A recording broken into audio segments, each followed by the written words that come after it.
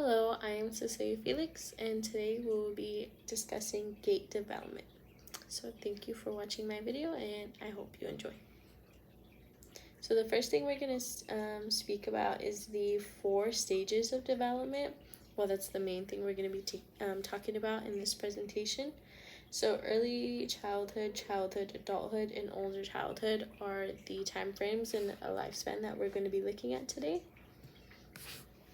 So in early childhood, that would include 1 to 3 years. Some consider it 1 to 4, but for today's presentation, we'll just consider 1 to 3 years. So within the first year of the toddler learning how to walk, arms are going to be up high because they work as protectors, and there's a wide base due to stability. So the reason why toddlers have their arms up high is because they're still learning their balance and they're still gaining it. Obviously learning how to walk, so in case there's any falls or accidents like that, the arms are there to catch themselves and less injury happening to primary organs. And the wide base, again, because they don't have their balance, they're still learning how to walk, it's almost imitating like penguins. So that wobbly wide base, from 1 to 2 years, natural gait will become prominent. So that's just naturally how the infant is going to walk throughout their life. So a lot of environmental and surroundings will come into play during this time, because again, that's when natural gait is going to be gained, and that's when it can be formed in a certain way. So yeah, arms will be in reciprocal swing instead of high up, and the heels will be hitting the ground first. So during year 1, I apologize. The infants would just be walking on the balls of their feet or on the toes of their feet instead of heel first and then toes. So 1 to 2 years, the heels will be hitting the ground first. That's when they gain that ability. And at 2 years, they do gain better stability and the ability to stand on one leg. And the base of support is narrowing, so no longer imitating the penguin-like walk. And at 3 years, upright posture is gained and limb coordination is progressing. So the arm swing and the stride length will become more, will work together more rather than it being all out of place and not really relying on each other. So during childhood, this would be 4 to 7 years.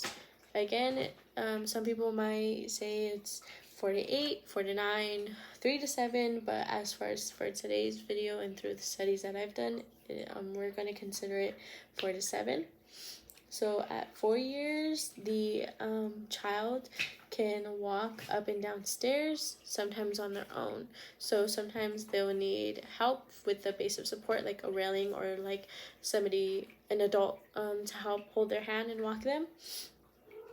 And at 5 to 6 years, they have efficient balance and smooth pelvic movement. So this will all come into play with the base of support, the stride length, and stability. So again, outside environment is going to have an effect on this development period. Again, ages 5 to 6. Because if anything is altered or kind of messes with that development, then it will show during the gait or in the gait. And then year 7, development of heel to toe gait pattern will be fully developed by this time. So at this point, there's not really much you can do on your own if there's any abnormalities or anything going on with the heel to toe movement. Okay, so during adulthood, the lower extremities are mostly involved during primary gait speed. So that would include the pelvic, limbs, ankles, and feet. the faster the gait speed means the more the upper body is involved. So to help not only with the speed, but with balance and stability, your upper limbs are going to help the faster you walk and then eventually go into a running speed, which is a completely different gait cycle.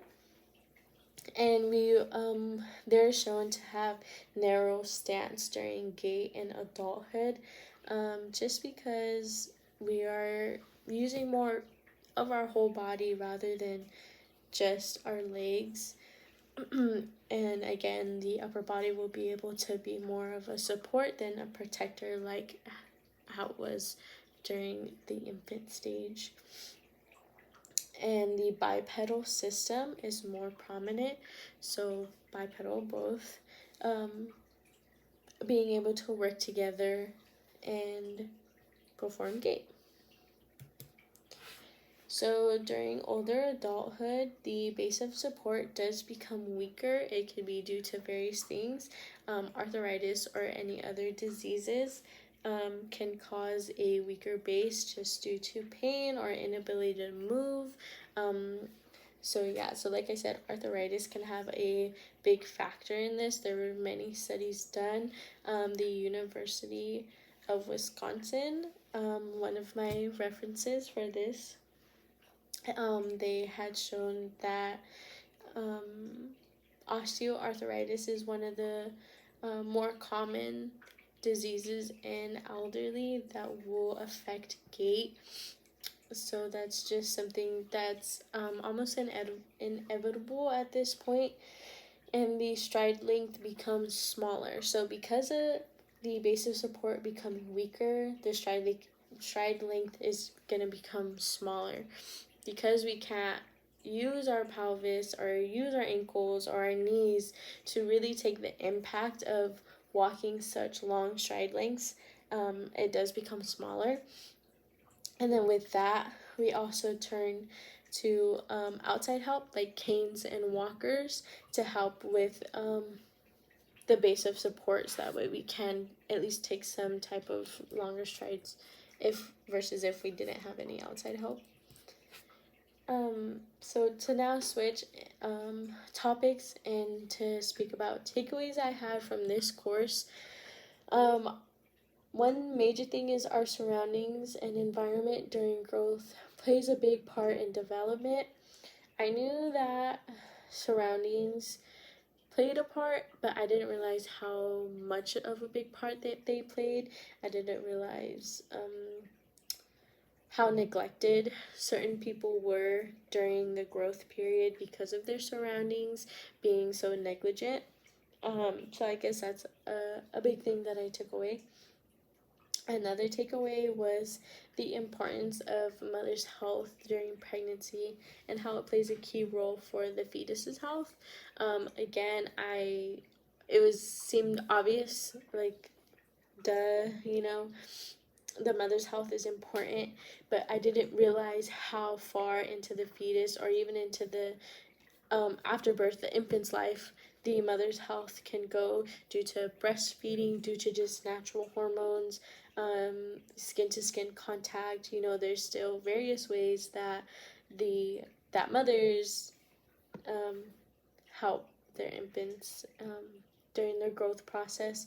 So I did not realize, and that's one major takeaway, is the importance of females' health even after birth, before, during, after birth, while taking care of an infant. So I think that was very important that both males and females take away from this course, because it's life, it's part of life, so that's just something. And then as far as my references, here they are. So yeah, thank you for your time.